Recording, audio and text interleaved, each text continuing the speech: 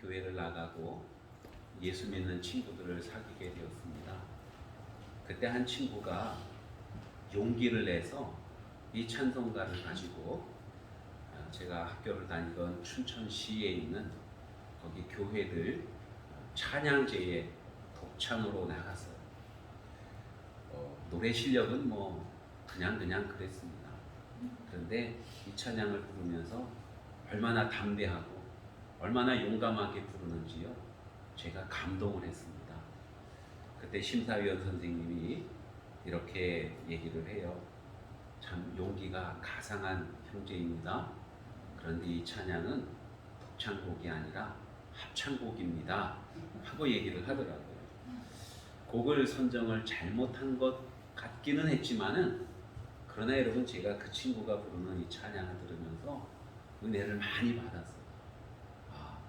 주님이 함께하면은 두려울 게 없구나. 주님이 함께하면은 그 어떤 풍파도 이겨낼 수 있는 거구나. 어쩌면은 그때 제가 신앙생활 처음 하던 때에 이 찬양을 들어서인지 몰라도 그동안 신앙생활하면서 이 찬송가에 있는 그 신앙 고백은 늘 저와 함께 했습니다. 넉넉하지 못한 생활들, 많은 어려움들이 있었지만은, 그러나 언제나 주님이 나와 함께 한다고 하는 그 믿음을 가지고 있었어요. 그래서 어려울 때도 이겨낼 수 있었고, 또 하나님의 놀라우신 그 은혜를 누릴 수가 있었습니다.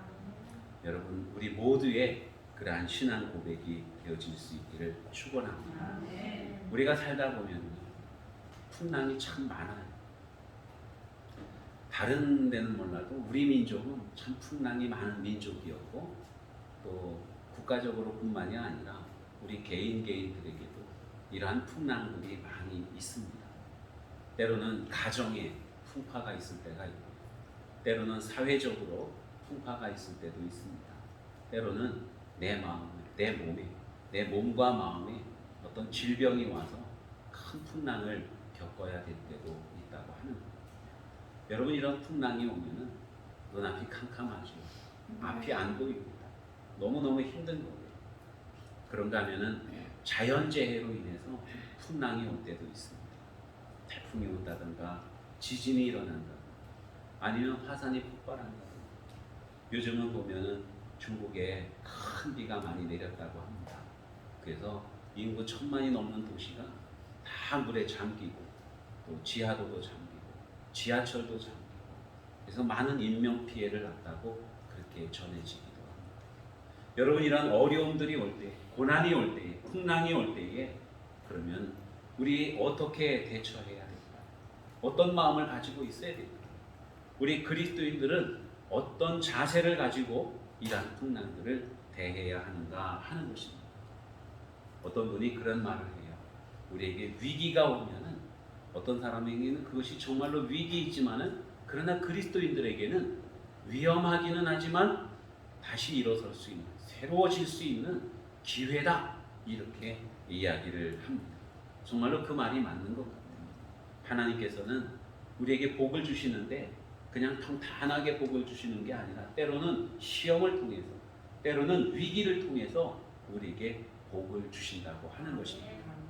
그래서 야고보서 1장에서는 그렇게 말씀하고 있습니다. 여러 가지 시험을 만나거든 온전히 기쁘게 여기라. 시험을 만나면 기쁘게 여기래요. 나에게 어려움이 오면은 기쁨으로 받아들이라고 하는 것입니다. 왜냐하면은 하나님은 그것을 통해서 우리를 새롭게 해주시고 우리에게 복을 주시기 때문인 것입니다. 오늘날 코로나로 인해서 1년 반 이상 온 세계가 긴장하고 힘들어하고 어려워하고 있는 그러한 가운데 있습니다. 처음에 우한에서 코로나가 발생되었을 때 사람들이 많이 두려워했어요. 지금도 역시 두려워합니다. 오늘날 이 코로나 바이러스는요, 처음 발생했던 그 코로나 바이러스보다 전파 속도가 10배나 더하다고 합니다. 그래서 그런지 몰라도 우리나라의 요즘 확진자 수가 거의 2000명에 육박하는 그러한 그 확진자들이 매일매일 나타나고 있어요. 정말로 어렵고 정말로 힘들고 위기의 때를 우리가 맞이하고 있습니다. 아니, 하나님이 살아계시다면 우리 믿는 사람들에게는 그 코로나가 비켜가야 되는 것 아닌가 하고 이렇게 생각하실 수도 있겠지만, 우리 하나님께서는 은혜도 또 어떠한 그 시험도 모든 사람들에게 공히 주시기도 합니다.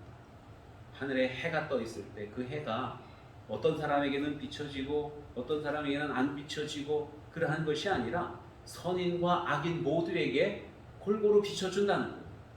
이렇게 비가 내리면 그 비도 역시 어떤 사람에게만 내리고 어떤 사람에게는 안 내리고 그런 것이 아니라, 비가 내릴 때는 그 주변에 있는 사람 모든 사람들이 다 비를 맞게 된다고 하는 것입니다. 이런 풍랑이 올 때, 또 코로나 바이러스가 올 때에, 어떠한 재난이 올 때에 그것은 모든 사람들에게 공히 다가오는 것입니다. 그런데 그 어려움을 당할 때에 맞이하는 사람, 그것에 대해서 응대하는 그 사람의 자세가 다 다르다고 하는 것입니다. 우리 주님께서는 우리 그리스도인들이 이러한 시험이 올 때, 풍랑이 올 때, 어려움이 올 때에 기쁨으로 여기라고 그렇게 말씀하고 있어요. 왜냐하면 하나님은 우리에게 좋은 선물들을 주시는데 바로 이 고난이라고 하는 그 포장지를 통해서 우리에게 주시기 때문인 것입니다.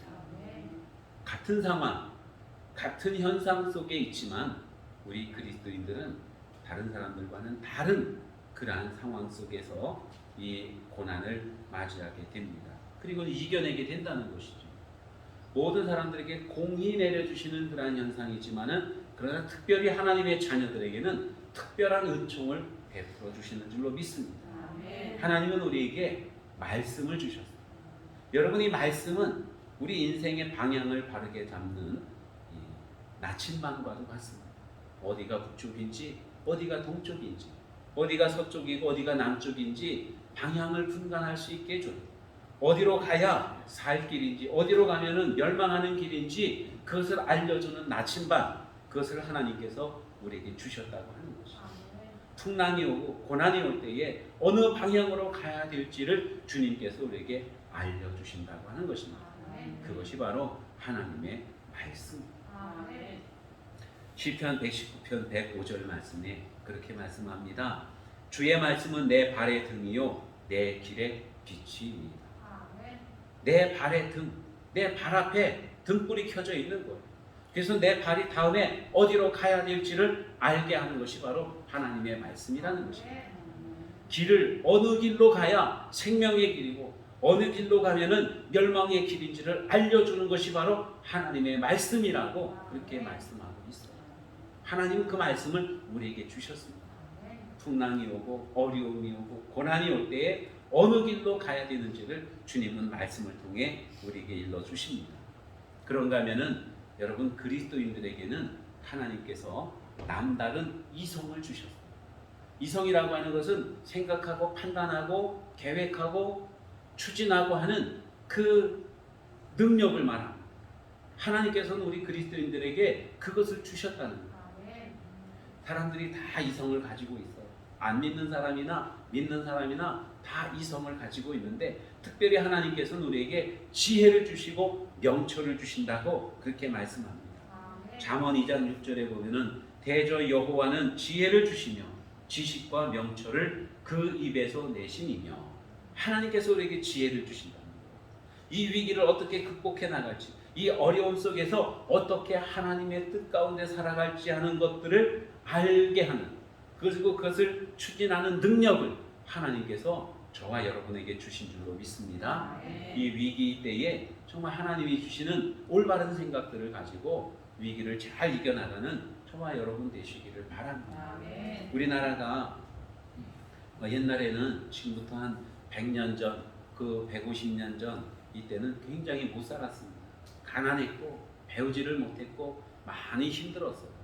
그때 복음이 우리나라에 들어왔습니다. 선교사들이 우리나라에 들어와서 한 일이 복음을 전할 뿐만이 아니라 가르쳤어요. 학문을 가르쳤습니다. 깨어나게 했어요. 지식이 있게 했습니다. 그래서 그리스도인들이 공부를 하고, 야, 우리가 이렇게 살아서는 안 되는구나. 그래서 우리나라가 이제 개화가 시작이 되었다고 하는 것이죠. 많은 사람들이 있었지만은 적은 숫자의 그리스도인들이 우리나라를 위해서, 독립을 위해서 얼마나 많이 애쓰고 얼마나 많이 노력들을 했는가 하는 것을 우리는 역사를 통해서 너무나도 잘 압니다.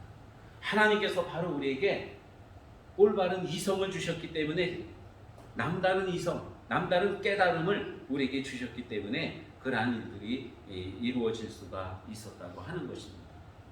세 번째로는 하나님께서 우리에게 특별히 주신 은총이 있는데 어려움 속에서도 그것을 잘 극복할 수 있도록 인도해 주시는 바로 성령님의 인도하심이 우리에게 있다고 하는 것입니다.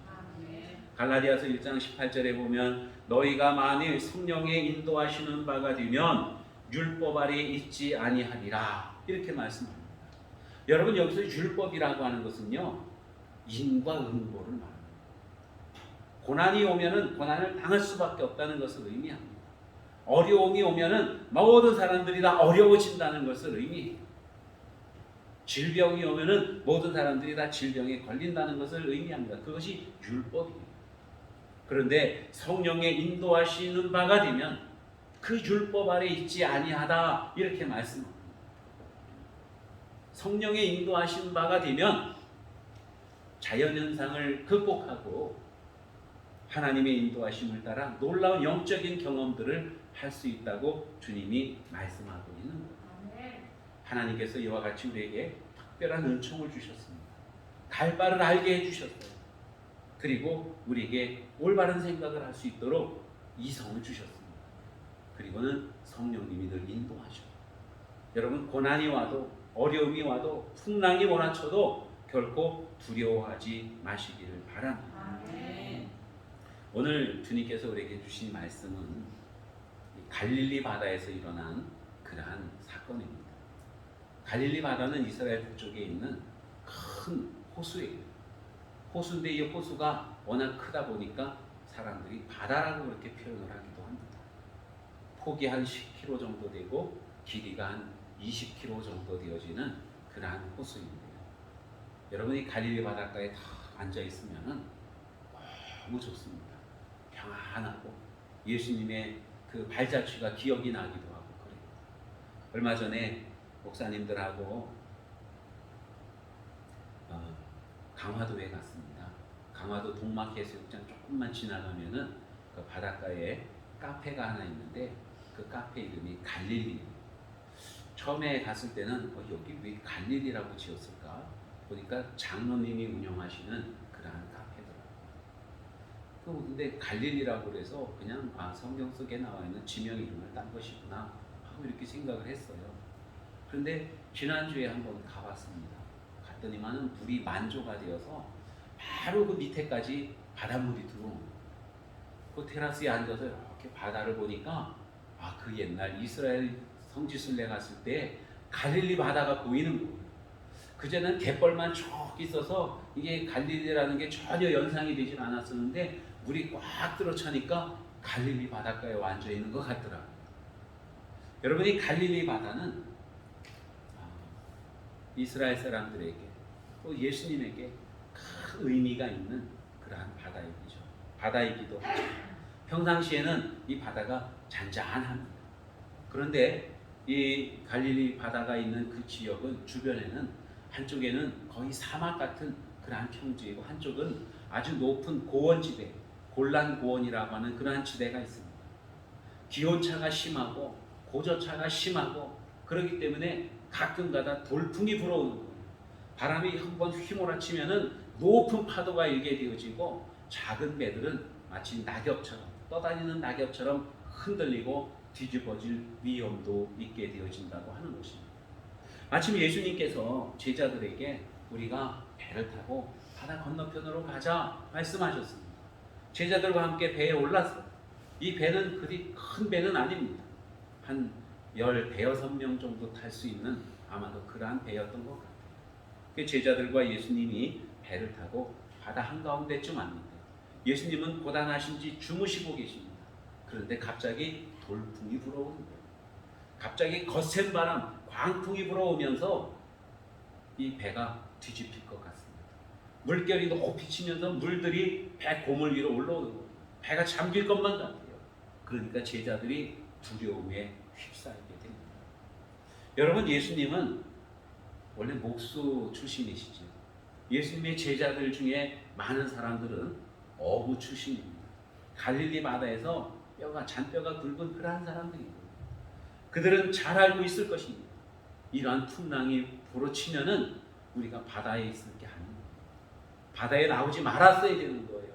이러한 풍랑이 몰아치면은 배가 뒤집어질 그러한 확률이 높은 거예요.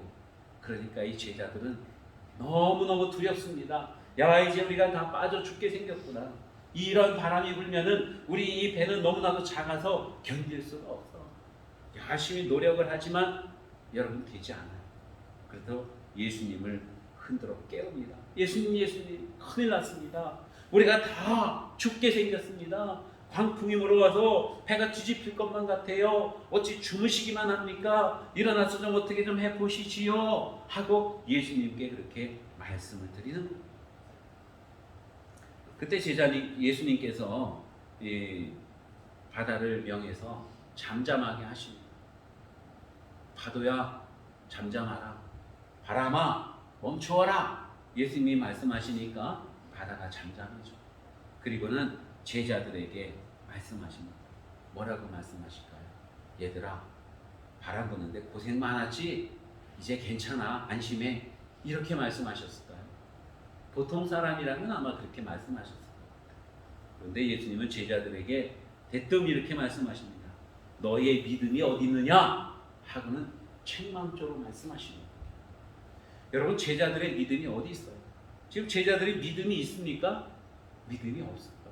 그래서 두려워하고 있는 거예요.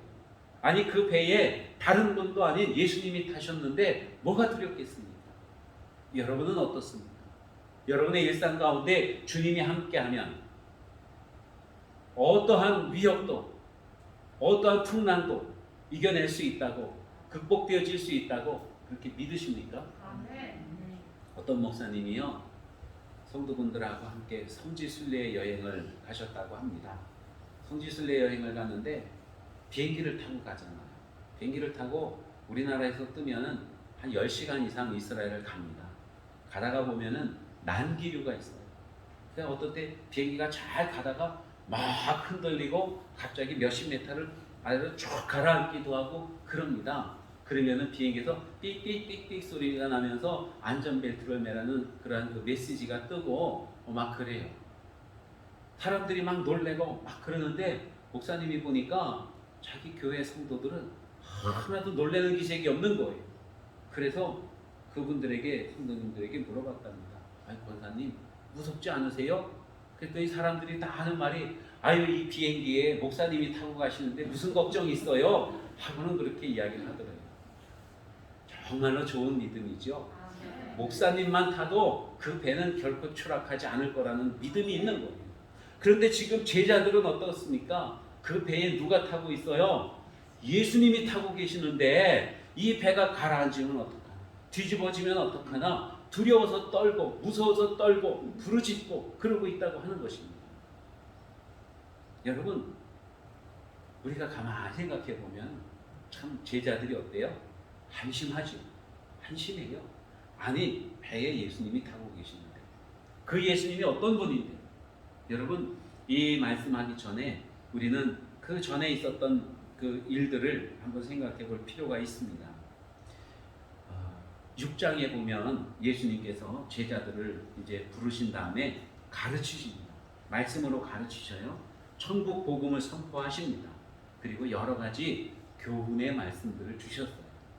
7장에 넘어오면은 예수님께서 기적을 베푸시는데 어떤 기적이냐 하면은 백부장의 하인이 병들어 죽어가는 거예요. 예수님께서 그래, 내 믿음이 너를 구원했다 말씀을 하셔서 이 백부장의 하인이 건강해졌어요. 보지도 않고 멀리서 그래, 참 대단한 믿음이로구나, 됐다 가라 이렇게 말씀하시니까 집에 가보니까 그 하인이 나아져 있다는 거예요. 놀라운 기적 아닙니까? 예수님의 놀라운 능력이 아니겠습니까? 예수님과 함께 제자들이 나인이라고 하는 작은 성에 갔는데 거기 장례가 났어요. 한 과부에게 아들이 하나 있었는데 그만 그 아들이 죽은 겁니다. 그러니까 아들 하나 있었는데 그 아들이 죽으니 그 엄마 과부는 마음이 얼마나 많이 아프겠습니까? 얼마나 많이 슬프겠습니까? 얼마나 많이 애통해하고 있겠어요. 주님께서 그 모습을 안타까워하시면서 그 아들을 살려주셨습니다. 죽은 아이가 살아난 거예요. 여러분 놀라운 기적이 아닙니까? 그러한 것들을 제자들이 다 보았어요. 눈을 뜨고 보았어요. 병든 자가 고침을 받았네. 죽은 아이가 살아났어. 야, 우리 예수님 정말 대단하신 분이구나. 예수님께서 말씀을 가르치실 때 그 말씀의 권위는 그 어떤 선생보다도 뛰어난 거예요. 말씀 한마디 한마디가 큰 능력으로 다가옵니다. 그러니까 제자들이 얼마나 또한 많이 놀랐겠습니까? 그리고 나서 이제 이 8장에 넘어와서 제자들과 함께 예수님이 갈릴리 바다를 건너가고 있는 거예요. 그때 위기가 닥쳐온 거예요. 여러분 제자들은 마음이 어땠을까요? 예수님께서 기적을 베푸셔서 병든 사람을 고치고 죽은 아이를 살릴 때는 옆에서 그것을 보면서 놀라워했어요. 야, 정말로 예수님 대단하신 분이구나. 정말로 우리가 따르는 이 선생님 놀라우신 분이구나 하고 그렇게 놀랐을 것입니다. 그랬는데 그 위기가 백부장의 하인이 아니고 이 어떤 과부의 죽은 아들이 아니고 누구에게 온 거예요? 이제 우리에게 온 거예요. 나에게 온 거예요. 직접적으로 그 위기가 나에게 왔습니다. 여러분 우리가 남의 이야기를 들으면은 그럴 수 있지. 맞아. 이렇게 수긍을 합니다. 남의 이야기, 한 다리 건너 이야기는 우리가 편하게 듣고 편하게 이해하고 편하게 볼 수가 있어요. 그래서 마치 강 건너 불구경하듯이 그렇게 여길 수가 있습니다. 야, 대단하신 분이네. 그 과부는 좋겠다. 아들이 살아나서. 야, 그 백부장은 믿음이 좋아서 하인이 살아났대. 놀라운 일이야. 이렇게 다들 생각을 하고 있었는데 그래서 남의 이야기는 그렇게 편히 하죠. 여러분 우리가 어떤 분들이 신앙 간증을 하면은 어때요? 감동을 해요. 대단하다. 야, 정말 놀랐다. 어떻게 저렇게 잘 극복하고 이겨냈을까? 그분 믿음이 정말 대단하네. 나도 그런 믿음 가져야지 하고 이렇게 생각을 해요. 그런데 막상 우리에게 그런 위기, 어려움이 다가오게 되면은요, 우리는 그냥 몸부림을 치는 거예요. 울부짖습니다. 어떻게 할 줄 몰라서 애타하는 것입니다. 남의 이야기는 쉽게 할 수 있어요. 저희 어렸을 때에 우리 집이 이렇게 있고 앞에 마당이 있고 그 다음에 논이 있고 그 논 너머에는 조그만 개울이 있습니다. 개울을 건너는 삽다리가 조그만 게 있었고요. 그리고 그 다리를 조금만 건너가면 신장로가 있었고 그 신장로변에 저희 큰형님 친구가 살고 있었어요. 어렸을 때 이야기입니다. 우리 집 마당에서 다들 모여서 아이들끼리 막 놀고 있었는데 누가 불이다 그런 거예요. 보니까 형의 친구의 집에 큰 불이 났어요. 그 친구 여동생이 부엌에서 뭔가를 하다가 아마 실화를 한 것 같아요. 그래서 초가집이 홀라당 타버리는 거예요. 불이 막 타오르니까 저희 작은 형이 이렇게 보다가 뭐라 그랬을까요? 야, 잘 탄다 그랬거든요. 여러분 그 말이 어떻게 나올 수가 있어요? 남의 일이니까. 그죠? 내 일이 아니거든요. 남의 일이니까. 야, 잘 탄다 그랬으니까 형 친구가 막 뭐라 그러는 거예요. 남의 집 불타는데 뭐라 그런다. 여러분 남의 일이니까 그렇게 말할 수 있어요. 중국에 큰 홍수가 났대요. 우리 그냥 편하게 여기서 이야기할 수 있어요. 왜? 남의 일이니까. 그런데 막상 그러한 일들이 나에게 일어난다면, 막상 우리가 살고 있는 이 마을이 물바다가 되어버린다면 우리가 그렇게 쉽게 이야기할 수 있을까요? 우리 집이 불탄다고 하면 불타는 그 모습을 보면서 어휴 잘 타네 그렇게 말할 수 있을까요? 어떤 분이 신앙 간증을 하면서 내가 죽을 병에 걸렸었는데 하나님 앞에 기도해서 나았습니다. 그러면은 그냥 그분 믿음이 대단하네 이렇게 여기지 그분과 같은 그 아픔을 우리가 느낄 수가 있을까요? 그게 안 되거든요. 근데 그분과 같은 그러한 질병이 정말로 나에게 걸려버린다면 우리는 어떨까요? 그분과 같은 그 믿음을 가질 수 있을까요? 제자들이 예수님께서 행하시는 기적과 놀라운 일들을 보면서 감동을 했습니다. 어쩌면 박수도 막 쳤을 거예요. 그런데 막상 그 일들이 자기에게 닥치니까 어때요? 두려운, 무서운 거예요. 그래서 예수님을 흔들어 깨웁니다. 예수님 눈 좀 떠보세요. 일어나세요. 우리가 다 죽게 되었습니다. 그러면서 예수님을 막 깨우는 거예요. 예수님께서 그들에게 하시는 말씀이 너희 믿음이 어디 있느냐 말씀하시는 거예요. 남들에게 일어나는 일들은 편안하게 볼 수 있지만은 막상 자기에게 그 일이 닥치니까 아무 생각도 안 나는 거예요. 그냥 두려운 거예요. 무서운 거예요. 지금 우리와 함께 계신 이분이 누군지 생각도 안 나는 거예요. 여러분 정말 믿음이 있었다고 한다면 걱정 없어. 왜? 우리 예수님이 우리 배에 타고 있으니까. 우리와 동행하고 계시니까. 우리와 함께 하시니까 그 어떤 풍랑도 그 어떤 광풍도 우리를 어찌하지 못할 거야. 여러분 그러한 믿음을 다 소유하시기를 축원합니다. 위기가 있을 때에, 위기가 우리에게 다가올 때에 우리가 반드시 기억해야 되는 세 가지 단어가 있습니다. 하나는 임마누엘. 따라해보세요. 임마누엘. 임마누엘. 여러분 임마누엘이 뭡니까? 임마누엘은 하나님이 나와 함께 하신다는 거예요. 지금 여기에 하나님이 함께 계신다. 우리가 가는 그곳 어디든지 우리 주님께서 함께 하시고 나와 동행해 주신다고 하는 것입니다. 그러면 내가 어떤 어려움을 만났을 때 두려울까요? 안 두려울까요? 그래도 두려워요. 안 두려워요. 왜? 하나님이 나와 함께하는 거예요. 하나님이 나와 함께하면 그 하나님이 나를 사랑하기 때문에 나와 함께하면 우리에게 어떠한 일이 일어나든지 우리의 결론은 뭐예요? 해피엔딩이라는 것입니다. 선한 열매들을 맺게 된다고 주님이 말씀하고 있는 거예요. 우리 주님이 함께하면 두려움이 없습니다. 이스라엘 가면은 엘라 골짜기가 있어요. 큰 이런 구름입니다. 한쪽에는 블레셋 군대가 진을 치고 있고 한쪽에는 이스라엘 군대가 진을 치고 있어요. 둘이 이제 막 맞붙어 싸우려고 그럽니다. 그런데 보니까 블레셋 군대는 사기가 하늘을 찌를 듯해요. 충천합니다. 야 이놈들아 덤벼봐라. 그러면서 으르릉 으르릉 거리고 있어요. 왜냐하면 그들에게 믿는 구석이 있었거든요. 그들과 함께 하고 있는 장수가 있었는데 바로 골리앗이라고 하는 거인 장수였어요. 키가 한 3m쯤 되는 그러한 거인 장수가 노수로 만든 갑옷을 입고 큰 전봇대 같은 창을 들고 쿵쿵거리면서 하니까 이스라엘 군인들이 다 무서워서 벌벌 떠는 거예요. 어떻게 저 사람을 우리가 상대해? 우리가 블레셋 사람 상대할 수가 없어. 블레셋 군대는 저 큰 거인 장수가 있잖아. 블레셋 군대는 사기가 충천해요. 골리앗이 자기들과 함께하고 있다고 그렇게 생각하기 때문에 당시에 사울 임금은 아주 용맹스러운 장수였습니다. 그 역시 다른 사람들보다 체격이 어깨만큼이나 큰 그러한 사람이었어요. 싸움을 하면은 다 이기는 그러한 사람이었는데 골리앗을 보는 순간 이 사울 왕조차도 오금이 저려오는 것입니다. 두려운 거예요. 무서운 거예요. 어떻게 저 장수를 우리가 이길 수 있는가? 왕으로부터 해서 모든 병사들이 다 두려움에 떨고 있습니다. 그때 짠하고 나타난 꼬맹이가 있어요. 누구예요? 다윗이에요. 다윗은 아직 청소년인데 이 아이가 와서 이스라엘 백성들, 이스라엘 군인들이 벌벌 떠는 것을 보고는 화딱지가 납니다. 저 블레셋 군대들이 막 사기 충천한 것을 보니까 열받는 거예요. 아니 우리가 도대체 왜 이러고 있는 거야? 우리와 함께 하시는 분이 누구인데?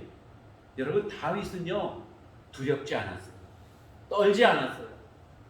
왜냐하면 하나님이 그와 함께 하기 때문에. 하나님이 함께 하면은 하나님의 능력이 우리의 능력이 되는 줄로 믿으시기를 바랍니다. 골리앗과 맞붙어 싸울 때에 그러지 않습니까? 나는 내가 모욕하는 이스라엘 하나님 우리 여호와 하나님 그 이름으로 내게 나간다. 그러지 않습니까? 내가 나가는 것이 아니라 하나님이 너에게 나갑니다. 그래서 골리앗을 이 물맷돌로 한 방에 그냥 때려 눕히지 않습니까? 하나님이 함께하면 두려울 게 없는 거예요. 여호와는 나의 목자시니 내게 부족함이 없으리라. 여러분 목자는요 그냥 멀리 있는 그러한 존재가 목자가 아니라 양무리들과 늘 함께하는 존재가 목자인 거예요. 하나님이 그러한 목자시라는 거예요. 저와 여러분과 늘 함께 하시는 그 하나님이시라는 사실을 믿으시기를 바랍니다. 하나님이 우리와 함께 계신다면 우린 두려울 게 없어요. 그런데 제자들은 두려워했어요. 왜? 하나님이 함께 한다는 것을 잊고 있었던 거예요. 하나님의 아들 예수 그리스도 메시아 우리의 주님이, 그 능력의 주님이 지금 자기들과 함께 배에 타고 있다는 것을 까맣게 잊고 있었던 것입니다. 우리 하나님은 언제나 저와 여러분과 함께 하시는 임마누엘의 하나님이심을 믿으시기 바랍니다. 두 번째로 우리가 기억해야 되는 것은요, 보혜사라고 하는 단어예요. 보혜사. 따라해보세요. 보혜사. 여러분, 보혜사는 뭐예요? 보혜사는 뭐 이렇게 귀금속집 이름이 아니고, 보혜사는 우리와 늘 함께 하시는, 우리를 인도하시고 이끌어주시고 보호하시고 도우시는 하나님, 성령 하나님, 그분을 의미하는 것입니다. 하나님이 늘 우리와 함께하면서 우리를 돌보시고 우리를 인도해 주시고 이끌어 주시고 깨닫게 해주시고 구원해 주시고 능력을 주시는 분, 바로 그분이 보혜사라고 합니다. 예수님께서 제자들을 떠나시면서 또 이렇게 말씀하십니다. 내가 가면 아버지께서 또 다른 보혜사를 너희에게 보내주실 것이다. 말씀하시죠.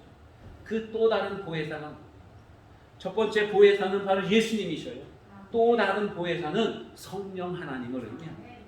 지금 이 시간에 성령님께서 이 우리들과 늘 함께하고 계심을 믿으시기를 바랍니다. 성령님이 함께하면은 두려울 게 없는 거예요. 성령이 임하면은 권능을 받는다고 했어요. 세 번째로 우리가 기억해야 될 단어는 주님이라고 하는 단어입니다. 우리가 하나님을 주님이라고 부르죠. 여기서 이 주님은 나의 주인 되신다는 뜻입니다. 큐리오스, 주인, 나의 주인이 되신다는 거예요. 내 주인이 누구예요? 자연이 아니고, 내 주인이 질병이 아니고, 내 주인이 사탄 마귀가 아니고, 내 주인은 하나님이시라는 말씀입니다. 하나님이 나의 주인 되시는 거예요. 그래서 하나님 뜻 가운데 우리는 있는 거예요. 하나님이 하나님의 소유된, 하나님의 백성된 우리들을 여러분 위험에 빠뜨리겠습니까? 우리를 망하게 하겠습니까? 우리를 죽게 내버려 두시겠습니까? 아닙니다. 하나님은 우리를 구원해 주시는 하나님이십니다. 그런데 우리에게도 때때로 위기가 다가옵니다. 시험이 다가올 때가 있어요. 왜 그럴까요? 우리로 하여금 깨닫게 하기 위해서, 훈련시키기 위해서, 더 친밀한 하나님의 자녀가 되기 위해서 때때로 우리에게 어려움도 주신다고 하는 그러한 말씀입니다. 예수님께서 얘들아 배를 타고 강 건너로 가자, 바다 건너로 가자, 이렇게 말씀하실 때에 여러분 다른 사람들은 모르지만 예수님은 아실 거예요. 이 배가 바다 한가운데 갔을 때 광풍이 일 거야. 다 아시겠지 않습니까? 주님은 과거나 현재나 장래나 모든 일들을 다 아시는, 여러분 그러한 주님 아니셔요. 주님은 다 아셔요. 그럼에도 불구하고 바다야 내가 건너갈 동안 잠잠해 있어 명하지 않으셨습니다. 제자들에게 우리가 저만큼 가면은 큰 풍랑이 일 거야, 그때 두려워하지 마 말씀하지 않으셨어요. 그냥 계셨습니다. 그냥 내버려 두셨어요. 그랬더니만 정말 배가 바다 한가운데 갔을 때 광풍이 불어납니다. 무엇 때문일까? 왜 그런 고난을 제자들에게 주시는 걸까요? 이놈들 혼쭐 좀 나봐라. 그래서요? 그게 아니지. 이러한 일들을 통해서 제자들로 하여금 정말 예수님이 누구신지를 깨닫게 하기 위해서, 더 주님을 의지하기 위해서, 여러분 그래서 주님께서 이러한 일들을 교훈으로 주시고 계시다고 하는 말씀입니다. 여러분 오늘날 우리에게 일어나는 많은 풍랑들, 많은 어려움들을 그냥 어려움과 고난으로 끝나는 게 아니라 정말 주님을 믿고 의지할 때에 우리를 더욱더 주님께로 가까이 가게 하는 그러한 하나님의 훈련인 줄로 믿으시기를 바랍니다. 위기를 만났을 때에 여러분 우리와 늘 함께하고 계시는 주님을 기억하면 우리는 두려울 것이 없습니다. 극복하고 더 좋은 기회로 삼을 수 있다는 것을 믿으시기를 바랍니다. 주님이 말씀하십니다. 너희의 믿음이 어디 있느냐? 여러분 믿음으로 주님 앞에 나가는 저와 여러분 되시기를 축원합니다.